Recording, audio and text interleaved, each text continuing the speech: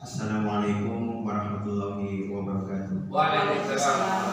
Bismillahirrahmanirrahim. Alhamdulillahirabbil alamin. Wassalatu wassalamu ala asyrofil anbiya'i wal mursalin sayyidina Muhammad wa ala alihi wa sahbihi ajmain. Yang saya hormati Bapak Andi selaku calon guru penggerak angkatan 6. Yang saya hormati rekan-rekan guru UPTD SDN Tanah Merah 3 Kecamatan Terjun Kabupaten Sampang. Alhamdulillah pada hari ini kita bisa berkumpul di ruangan ini dalam rangka kegiatan pengimbasan materi modul 1.4 oleh calon guru penggerak Bapak Andi Nur Cahya dari UPTD SDN Tanah Merah 3 Kecamatan Terjun.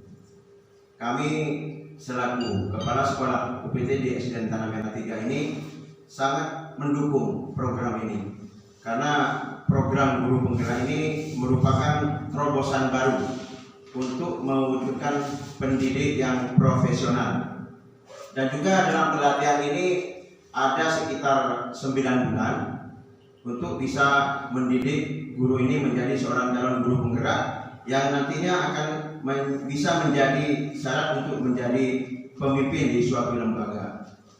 Pelatihan ini melalui seleksi yang cukup ketat dan nantinya akan dibina langsung oleh pengajar praktek yang profesional.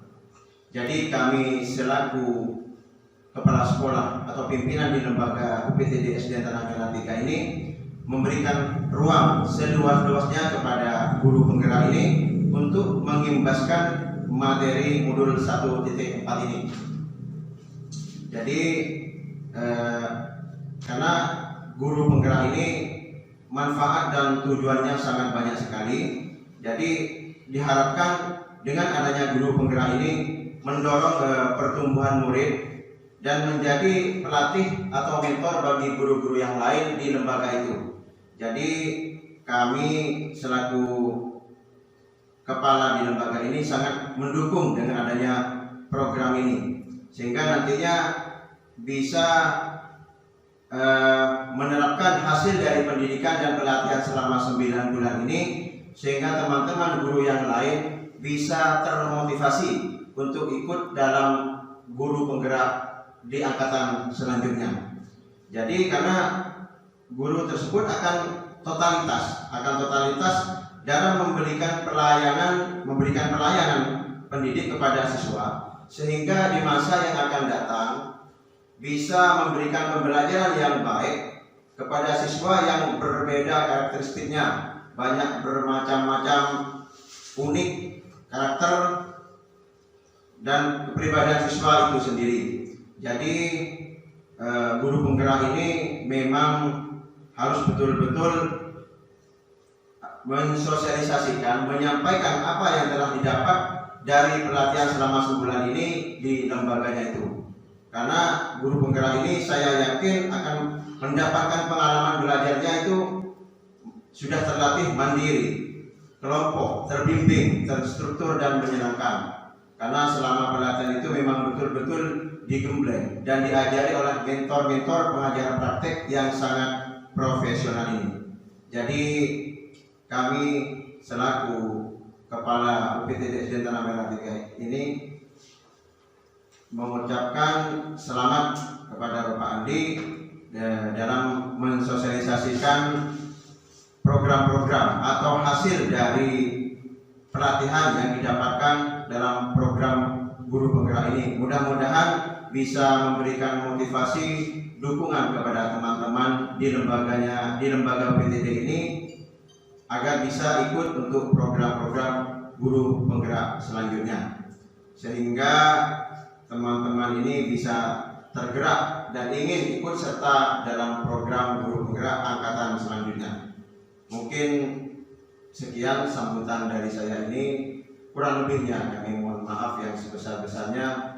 Akhiran, Assalamualaikum warahmatullahi wabarakatuh. Waalaikumsalam warahmatullahi wabarakatuh.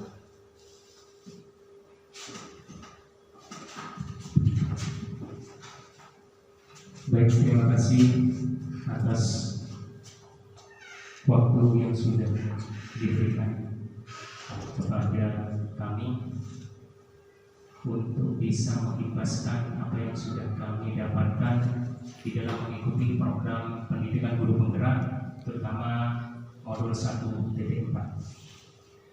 Nah, Bapak Ibu sekalian, di dalam program pendidikan guru penggerak ini kita ada semboyan. Yang pertama itu tergerak, yang kedua bergerak, dan yang terakhir menggerakkan. Dari ketiga kalimat ini mengandung arti. Yang pertama tergerak, hati kita tergerak ya, untuk menjadi seorang pemimpin pendidikan di masa depan. Itu yang pertama. Yang kedua bergerak. Pada saat kita sudah mulai tergerak, otomatis kita akan bergerak. Dan yang terakhir menggerakkan. Siapa yang kita gerakkan? Yaitu adalah komunitas-komunitas praktisi atau teman-teman kita yang ada di sekolah kita.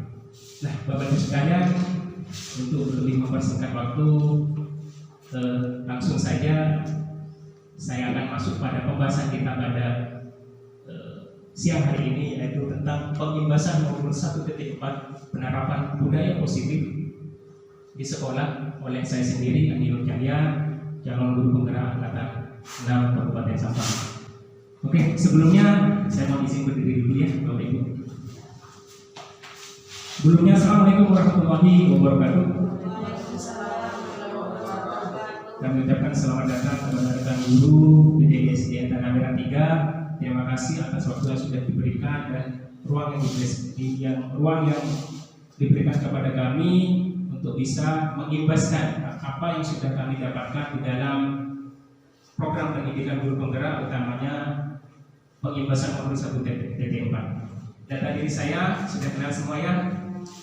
Yang paling muda, paling ganteng, Andi Nur Cahya, SPDSD. Bapak-bapak santai sedikit ya. Instansi, terus jabatan guru kelas SDN Tanah Merah 3 beserta JGP Angkatan 6 Kabupaten Sampang. Next, lanjut.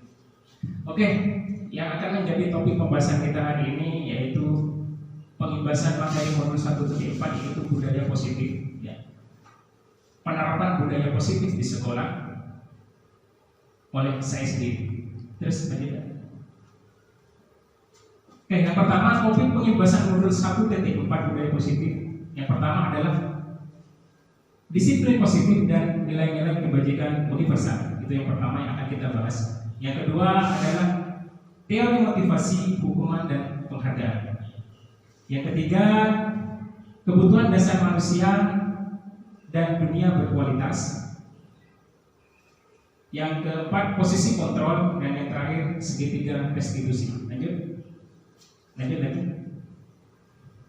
Nah, sekarang pasti ada sebuah pertanyaan, apa sih yang dimaksud dengan disiplin dan apa sih maknanya? Disiplin berasal dari bahasa Latin, yaitu disiplina, yang artinya belajar. Makna asal dari kata ini berkonotasi dengan disiplin diri dan murid-murid. Ya, disiplin diri membuat orang-orang menggali potensinya menuju sebuah tujuan apa yang dihargai.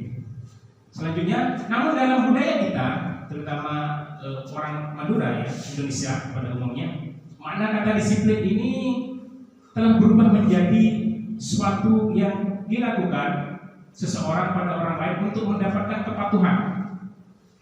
Ya, kecenderungan umum adalah menghubungkan disiplin dengan ketidaknyamanan, bukan dengan apa yang kita hargai atau pencapaian suatu tujuan yang mulia. Lanjut. Oke. Kadang kita berpikir kamu harus disiplin, ya kan? Tapi sebenarnya apa sih makna yang disiplin yang sebenarnya? Dari ketiga contoh di atas ini kita bisa belajar makna kata disiplin yang sebenarnya. Yang pertama, disiplin waktu. Ya, pasti kita berimajinasi ke depan. Disiplin waktu ini kita ambil contoh dari gambar tersebut. Disiplin waktu pada saat masuk sholat. Yang pertama. Yang kedua, disiplin menggunakan helm. Tujuannya apa? Untuk keselamatan kita dalam bekerja. Yang terakhir, disiplin menggunakan masker. Tujuannya apa? Agar kita bisa terhindar dari wabah COVID-19. Oke, kita lanjut. Nilai-nilai kebajikan universal. Nilai-nilai kebajikan adalah sifat-sifat positif manusia yang merupakan tujuan mulia yang ingin dicapai setiap individu. Nilai-nilai tersebut bersifat universal dan lintas bahasa, suku, bangsa, agama maupun latar belakang. Selanjutnya, setiap perilaku perbuatan memiliki suatu tujuan. Itu kata Dr. William Lancer pada teori kontrol pada tahun 1984.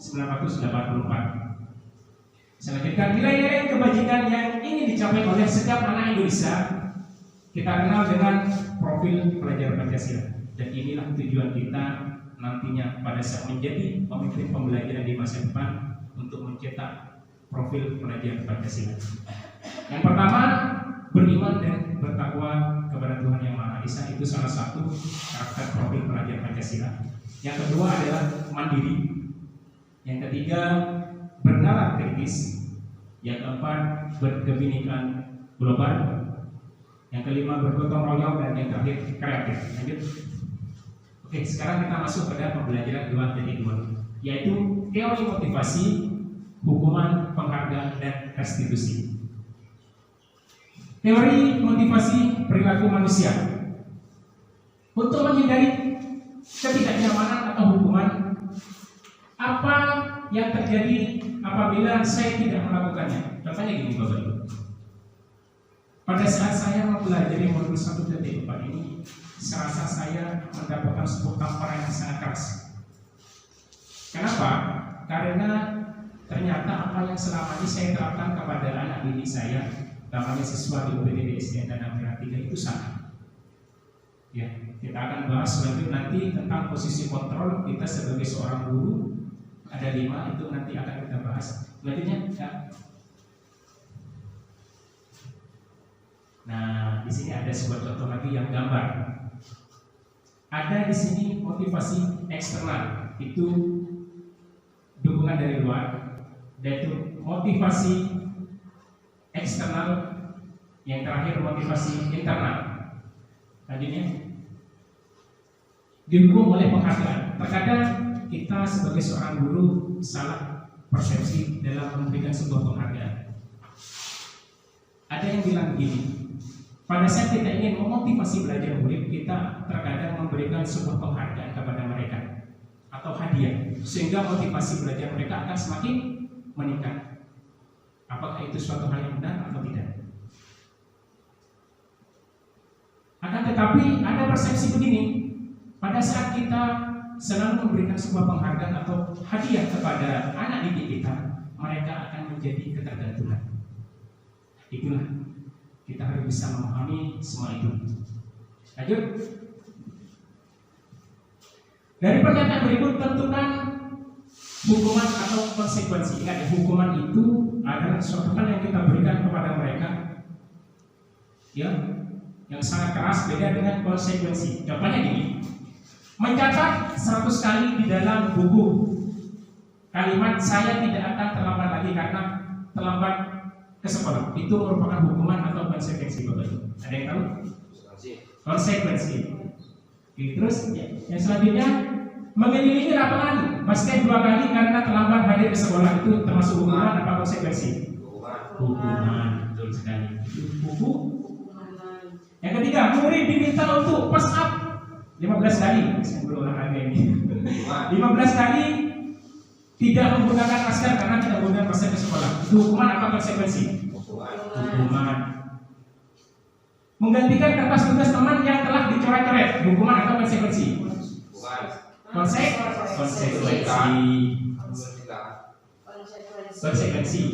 Membersihkan tumpukan air di meja tulis karena tersenggol pada saat belajar, hukuman atau konsekuensi? Konsekuensi. Yang terakhir, murid disuruh untuk mengenakan sepatu seharian di sekolah karena tidak menggunakan sepatu hitam, hukuman atau konsekuensi? Hukuman. Nah, dari sini kita sudah mempunyai pandangan apa itu sebenarnya hukuman atau konsekuensi. Lanjut. Perbedaan hukuman dan konsekuensi. Kalau barusan kita langsung pada contoh, sekarang kita akan bahas tentang perbedaan hukuman dan konsekuensi. Hukuman sesuatu yang menyakitkan harus terjadi, jadi langsung dibalas imbasnya hari itu juga. Kalau konsekuensi sesuatu yang harus terjadi. Terus kalau hukuman membuat anak sakit fisik maupun hati untuk jangka waktu yang lama. Pada saat anak datang ke sekolah, sudah tahu mereka melanggar peraturan sekolah, misalkan rapat, kita marahi di depan teman-temannya atau di depan guru-guru yang lain. Apa yang terjadi? Anak down, minder, merasa sakit hati dan tidak mau sekolah. Kadang itu yang terjadi, Bapak Ibu. Kalau konsekuensi, anak menghargai disiplin. Itu kalau konsekuensi, mereka punya kesadaran. Terus anak membenci kedisiplinan. Kalau konsekuensi, anak menghargai disiplin. Kalau hukuman berupa paksaan, ya kan, guru memaksakan untuk membalas apa yang sudah dilakukan oleh anak didiknya. Kalau konsekuensi, stimulus atau tanggapan. Hasilnya terakhir, kalau hukuman biasanya kita melontarkannya dengan perasaan marah, kesal karena mereka sering melanggar apa yang sudah kita larang, ya.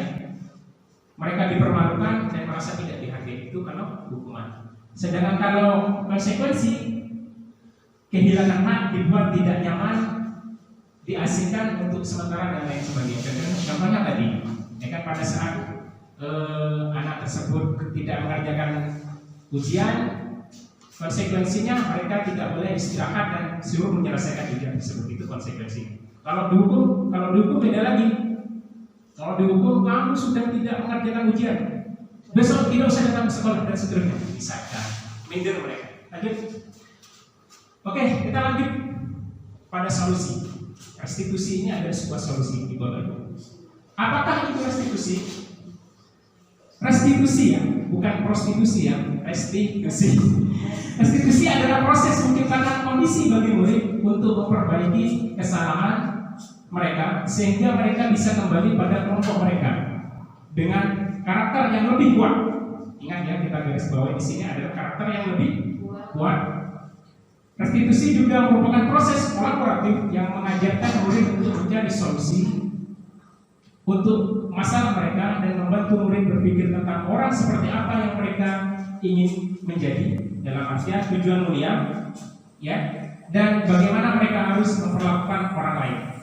Lanjut. Nah, seperti yang saya bilang tadi ya, yang di sini ada frekuensi ya, identitas gagal dan identitas sukses, hukuman, konsekuensi dan restitusi. Ingat Bapak Ibu, di sini kita harus bisa membedakan ya, hukuman dan sifat hukuman itu seperti apa yang diterapkan, yaitu konsekuensi itu apa. Yang terakhir restitusi. Restitusi ini bisa dikatakan adalah sebuah solusi, ya kan, yang ditawarkan. Yang pertama, hukuman, sesuatu yang menyakitkan dan harus terjadi. Pada saat murid melakukan sebuah kesalahan atau melanggar peraturan, kita beri hukuman. Ya kan? Hal itu bisa menyebabkan mereka istilahnya sakit hati atau merasa minder di depan teman-temannya apabila teman-temannya menertawakan dan lain sebagainya. Kalau konsekuensi, ya memang itu harus terjadi karena dia merasa sadar dia melakukan kesalahan, tapi tidak berarti harus dihukum. Kalau restitusi beda lagi. Restitusi merupakan pilihan. Kalau restitusi itu kita bisa ambil contoh begini. Pada saat kita melihat anak terlambat datang ke sekolah, kalau kita menerapkan restitusi, kita panggil anak tersebut, kita dudukkan, kita tanyakan baik-baik. Itu lebih jelasnya nanti akan kita bahas. Lanjut.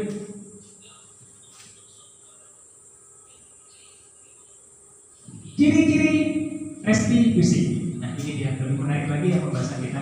Yang pertama, bukan untuk menebus kesalahan, ya, itu yang harus kita garis bawahi, namun untuk belajar dari kesalahan. Ingat ya, bukan untuk menebus kesalahan, namun untuk belajar dari kesalahan. Yang kedua, memperbaiki hubungan. Dalam hal ini adalah hubungan guru dengan murid atau sesama murid. Nanti kita arahkan untuk dia bisa belajar dari kesalahan seperti itu. Yang ketiga, tawaran, tapi bukan paksaan. Tawaran, tapi bukan paksaan. Yang keempat, Restitusi menuntun untuk melihat ke dalam diri. Yang kelima, restitusi mencari kebutuhan dasar yang mendasari tindakan. Yang keenam, restitusi diri adalah cara yang paling baik. 7. Restitusi fokus pada karakter dan bukan tindakan. Yang 8. Restitusi fokus pada solusi, bukan mempermasalahkan apa yang sudah terjadi, tapi fokus kepada bagaimana memecahkan masalah tersebut. Jadi intinya lebih fokus kepada solusi.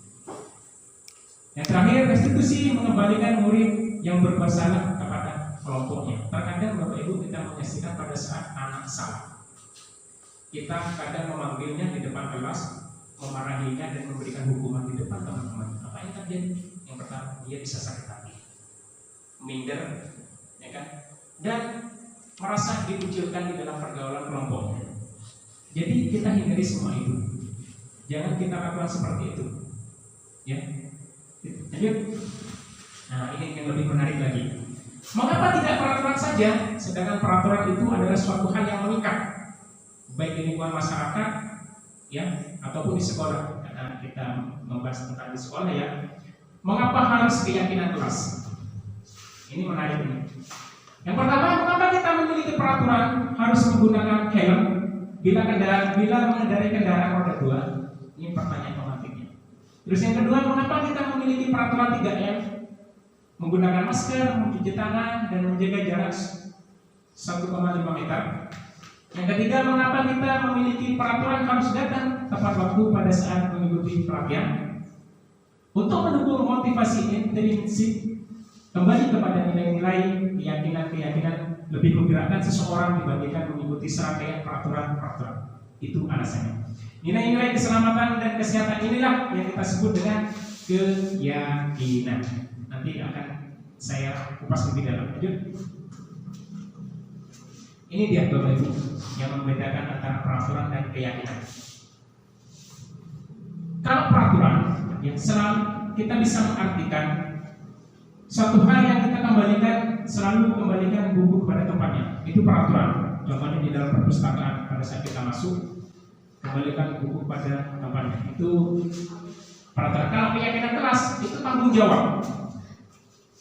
Contohnya pada saat ada siswa yang meminjam buku, tanpa melihat peraturan tersebut, mereka sudah punya tanggung jawab untuk mengembalikannya secara otomatis. Jadi yang kedua, peraturan dilarang mengganggu orang lain, itu peraturan.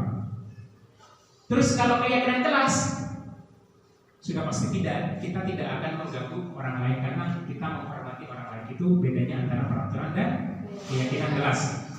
Peraturan hadir di sekolah 15 menit sebelum pelajaran dimulai, itu sudah peraturan, aturan yang harus ditaati. Kalau kita kembalikan pada keyakinan kelas, menghormati orang lain dan komitmen, sudah tumbuh pada dirinya sendiri. Dilarang melakukan kekerasan, itu peraturan. Terus keyakinan kelasnya keselamatan, menghormati orang lain, sudah tumbuh pada dirinya. Lanjut saja. Gunakan masker. Oke. Yang 2.4, kebutuhan dasar manusia dan dunia berkualitas. Oke, Bapak Ibu.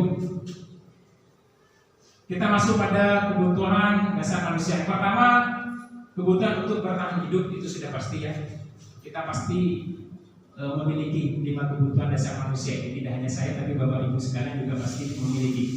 Survival. Yang pertama. Yang kedua, cinta dan kasih sayang orang-orang di sekitar kita. Itu juga kebutuhan dasar manusia. Yang ketiga, kebebasan atau freedom. Ya. Yang keempat, kesenangan, fun. Yang terakhir, kekuasaan atau power. Lanjut. Nah, ini dia Bapak Ibu, masuk kepada intinya, ya. Posisi kontrol. Ini yang ada pada diri kita, terutama kita sebagai seorang pendidik. Seorang pendidik itu mempunyai 5 posisi kontrol di atas. Entah nanti saya kembalikan Bapak Ibu ada di posisi kontrol yang mana. Coba kita ingat-ingat kembali, flashback apa yang sudah kita lakukan pada anak didik kita selama berada di sini. Selama belajar mengajar di UPTD SDN Tanah Merah 3 ini. Yang pertama, kita sebagai seorang guru bisa sebagai penghukum. Ya, apa itu penghukum? Seseorang penghukum bisa menggunakan hukuman fisik maupun verbal. Hukuman fisik itu contohnya, kamu sudah melanggar peraturan, silakan besar. Itu hukuman fisik. Kalau hukuman verbal, kita bisa mengatai-ngatai mereka dengan kata-kata istilahnya yang kurang pantas, sehingga membuat mereka sakit hati. Yang kedua, membuat merasa bersalah. Nah, membuat merasa bersalah ini bisa jadi adalah salah satu karakter dari kita. Kita panggil anak, kita kata-katain mereka, sudah gini, otomatis anak merasa bersalah dengan apa yang sudah dia lakukan. Yang ketiga, posisi sebagai teman. Ada kan seorang guru, banyak kan kita temui. Contohnya kalau posisi sebagai seorang teman ini, pendekatannya biasa dilakukan oleh sekolah lanjutan dalam menghadapi anak itu dari hati ke hati, seperti itu. Guru pada posisi ini tidak akan menyakiti murid namun akan tetap berupaya mengontrol murid melalui persuasi, ya seperti itu. Yang keempat, sebagai pemantau atau mengawasi. Ada lagi seorang guru pada saat melihat anak, dia hanya memantau saja, membiarkan. Dan yang terakhir sebagai seorang manajer, ini yang paling ideal Bapak Ibu. Dan ini akan ada hubungannya dengan segitiga restitusi nanti.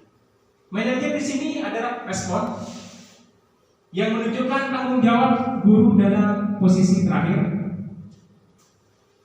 Manajer adalah posisi mentor di mana guru berbuat sesuatu bersama dengan murid, ya.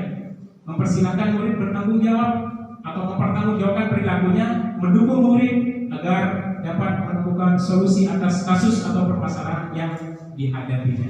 Ini kalau posisi kita sebagai seorang manajer. Nah, dari kelima posisi tersebut ini kita termasuk yang mana? Lanjut. Nah, ini dia. 5 posisi kontrol, ya. Lanjut aja. Nah, ini yang terakhir adalah penerapan segitiga restitusi, ya. Segitiga restitusi. Kita bisa ambil contoh begini Bapak Ibu. Pada saat anak datang terlambat, ya, guru mengetahui hal tersebut. Kita panggil anak tersebut, kita dudukkan dan kita tanya. Dalam hal ini ada langkah-langkah yang harus kita lakukan dalam menerapkan segitiga restitusi ini. Lanjut. Langkah yang pertama adalah menstabilkan identitas. Yang kedua adalah validasi tindakan yang salah. Dan yang terakhir adalah menanyakan keyakinan kelas. Ya. Yang pertama, menstabilkan identitas. Untuk membuat anak yang merasa gagal karena berbuat salah menjadi posisi terhadap dirinya sendiri. Contohnya gini, guru berkata, "Nak, berbuat salah itu hal yang manusiawi." Jadi pada saat ada anak berbuat salah, kita jangan menjadi seorang penghukum. Kamu sudah berbuat salah, kamu harus dihukum. Nah, itu bukan salah satu contoh penerapan segitiga restitusi. Yang pertama yang kita lakukan adalah menstabilkan identitasnya. Kita bilang seperti ini. Nah, Bapak lihat tadi kamu datang terlambat ke sekolah ya. Anak akan menjawab, iya Pak. Sudah, kamu tidak usah takut dan tidak usah merasa bersalah. Karena itu hal yang manusiawi. Bahwasanya tidak hanya kamu dan mungkin anak-anak yang lain pernah melakukan sesuatu yang seperti yang kamu lakukan. Kita stabilkan identitasnya dulu, ya kan? Kita stabilkan identitasnya dulu. Sesudah itu kita validasi tindakan yang salah. Membantu murid mengenali basic need atau kebutuhan dasar yang ingin dipenuhinya ketika melakukan kesalahan tersebut. Kita tanya, ayo, kalian tadi pada saat datang ke sekolah terlambat itu perbuatan yang salah apa benar? Mereka akan menjawab salah. Perbuatan yang salah kan? Yaitu kita validasi dulu tindakan yang salah. Jadi bukan berarti langsung kita memberikan hukuman. Dan yang terakhir, menanyakan keyakinan kelasnya. Bapak Ibu, yang perlu kita garis bawahi, apa sih sebenarnya keyakinan kelas itu? Keyakinan kelas itu dibuat berdasarkan kesepakatan kita dengan murid-murid kita. Contohnya, pada saat kita di kelas, ayo anak-anak kita membuat keyakinan kelas. Apa aja yuk? Contohnya, tidak boleh terlambat datang ke sekolah misalkan. Yang kedua, menghormati guru. Yang ketiga, membaca doa sebelum memulai pelajaran. Kita sepakat itu semua, ya, kita tempelkan. Bukan berarti kita sendiri yang menentukan, sesuaikan dengan kesepakatan bersama. Nah, yang terakhir kita tanyakan keyakinan kelasnya. Ayo anak-anakku sekalian, contohnya anak tersebut yang sudah berbuat salah, kita tanya, ayo kamu tadi pada saat terlambat datang ke sekolah, kamu tahu kan kesepakatan kelas atau keyakinan kelas yang sudah kita sepakati bersama? Ya, kamu melanggar yang nomor berapa? Nomor 3, ibu misalkan. Apa yang nomor 3? Terlambat datang ke sekolah. Seperti itu Bapak Ibu. Lanjut. Nah, sekian dan terima kasih. Itu saja yang bisa saya sampaikan. Assalamualaikum warahmatullahi wabarakatuh. Sekarang untuk selanjutnya Bapak Ibu sekalian, mungkin ada yang mau ditanyakan. Saya kasih waktu yang untuk bertanya, 2 pertanyaan saja. Ya, silakan Bu Yuli. Assalamualaikum warahmatullahi wabarakatuh. Waalaikumsalam warahmatullahi wabarakatuh. Hanya sedikit ingin bertanya. Tadi saya lihat itu kalau kita akan nantinya akan menciptakan profil pelajar Pancasila. Nah, di situ saya melihat salah satunya antara lain yang saya garis bawahi adalah mandiri, karakter anak menjadi mandiri. Nah, bagaimana sih anak bisa dikatakan mandiri? So, saya ingin Pak Andi untuk memberikan contohnya anak dikatakan mandiri itu seperti apa. Terima kasih. Terima kasih Bu Yuli atas pertanyaannya. Bisa kembali Bapak, selamat tadi.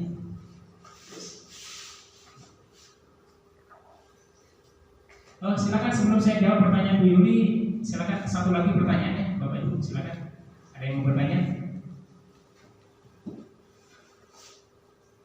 Dari kelima Bu Matus ya, silakan Bu Matus. Dari kelima posisi kontrol, manakah yang paling ideal dengan posisi kita sebagai guru? Dari kelima posisi kontrol, manakah yang paling ideal dengan peran kita sebagai seorang guru? Ya, baik, terima kasih Bu Matus atas pertanyaannya. Oke, langsung saja ya Bapak Ibu saya jawab. Nah, ini dia barusan. Nah, ini dia. Bapak Ibu sekalian, Bu Yuli barusan bertanya, ya, ini ada kaitannya ya, budaya positif ini dengan profil pelajar Pancasila.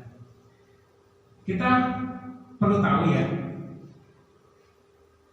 profil pelajar Pancasila di sini ada 5 ya. Yang pertama adalah beriman, ya, bertakwa kepada Tuhan yang Maha Esa dan berakhlak mulia. Itu yang pertama. Yang kedua, mandiri, sesuai dengan apa yang ditanyakan oleh Bu Yuli. Yang ketiga adalah bernalar kritis. Yang keempat, berkebinekaan global. Yang kelima, bergotong royong, dan yang terakhir adalah kreatif. Nah, pertanyaan Bu Yuli adalah mandiri. Profil pelajar Pancasila salah satu karakteristiknya adalah mandiri. Mandiri itu apa sih? Mandiri itu bukan mati sendiri ya Bapak Ibu. Melainkan kita akan melahirkan profil pelajar Pancasila yang proses pembelajarannya sepanjang hayat. Itu yang pertama. Mandiri di sini mempunyai artian bahwasanya guru di sini berperan sebagai fasilitator, mendampingi mereka belajar dan memberikan ruang seluas-luasnya kepada murid kita untuk mengembangkan kreativitasnya. Dalam artian mereka bisa belajar sesuai dengan apa yang mereka inginkan. Guru tidak boleh memaksa. Dan dalam hal ini tetap pada posisi kontrolnya, guru tetap mengarahkan anak-anak kita yang sedang belajar agar sesuai dengan kodrat alam dan kodrat zamannya, agar mereka tidak salah arah atau terjerumus ke jalan yang salah. Seperti itu ya Bu Yulia. Untuk pertanyaan kedua, Bu Martus, posisi kontrol, Bapak Selamat lanjut dulu.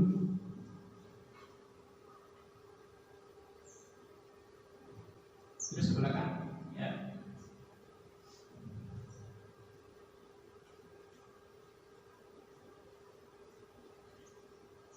Ya, ini dia.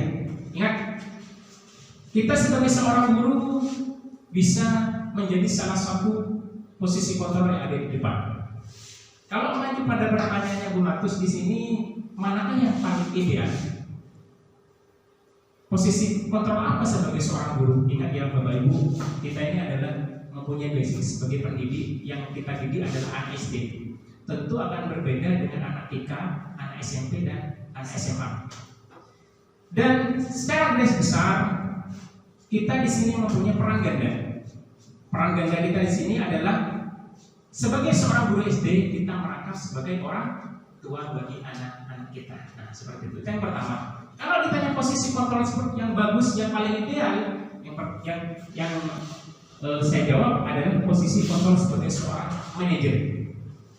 Ya, itu yang paling ideal. Tapi tidak menutup kemungkinan bahwasanya kita juga berperan sebagai seorang orang tua bagi anak-anak kita yang merangkul setiap keunikan dan perbedaan pada anak didik kita. Ya, sudah itu kita tidak lanjuti dengan menjadi posisi kontrol sebagai seorang manajer. Di mana seorang manajer di sini akan bisa menerapkan segitiga restitusi pada saat anak kita melakukan sebuah kesalahan atau melanggar keyakinan nilai yang sudah disepakati bersama. Dalam artian seorang manajer di sini bukan fokus kepada hukuman atau pemberian hukuman, tapi lebih fokus kepada mencari jalan keluar atau solusi. Seperti itu ya Bapak Ibu. Ada yang lain pertanyaannya? Satu lagi mungkin ya. Satu lagi. Mungkin Bu Alfi mau bertanya, silakan Bu. Dalam penerapan segitiga restitusi, apakah bisa untuk semua permasalahan siswa? Dalam penerapan segitiga restitusi, apakah bisa dalam setiap permasalahan siswa? Saya langsung jawab secara tegas, bisa. Bisa dalam hal ini bukan berarti tanpa alasan Bapak Ibu. Pertama, ada yang namanya keyakinan kelas. Kenapa kok harus keyakinan kelas? Kenapa kok bukan peraturan? Ya, kita kembalikan lagi, kalau peraturan itu suatu hal yang mengikat, ya, dan bersifat memaksa. Itu yang pertama. Sedangkan kalau keyakinan kelas itu merupakan tanggung jawab yang ada pada dirinya. Contohnya, peraturan, kembalikan ke buku kepada tempatnya. Itu kan sudah aturan. Jadi siswa wajib mengembalikan buku pada saat sudah dipinjam. Beda dengan keyakinan kelas, sudah tumbuh pada dirinya sendiri. Pada saat saya meminjam buku, otomatis dengan penuh rasa tanggung jawab saya harus mengembalikan ke tempatnya. Seperti itu. Jadi intinya bisa ya Bapak Ibu ya, bisa mengatasi semua permasalahan dengan cara yang pertama, gunakan peran kontrol kita sebagai seorang guru. Dalam hal ini kalau guru SD, peran seorang guru merangkap orang tua. Gunakan posisi kontrol kita yang paling ideal yaitu sebagai seorang manajer. Di mana seorang manajer di sini akan melakukan atau menerapkan segitiga restitusi. Yang pertama adalah memvalidasi tindakan yang salah, ya. Memvalidasi tindakan yang salah, menstabilkan identitasnya dulu, ya. Yaitu memvalidasi tindakan salah, dan yang terakhir menanyakan keyakinan kelasnya. Jadi ini manusiawi sekali Bapak Ibu. Dengan kita menerapkan segitiga restitusi, kita tidak akan membuat anak merasa bersalah dan minder. Melainkan kita akan membawa ke suasana mereka untuk menyadari apa yang mereka lakukan itu benar-benar salah, gitu loh. Jadi mereka punya motivasi, saya tidak akan mengulanginya lagi. Itu saja ya Bapak Ibu. Ada yang lain? Tidak ada ya?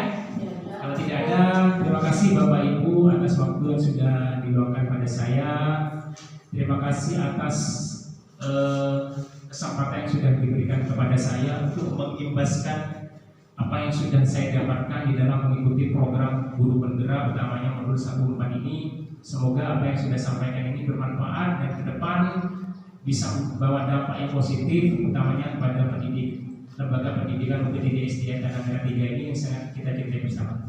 Saya sampai di sini. Wassalamualaikum warahmatullahi wabarakatuh.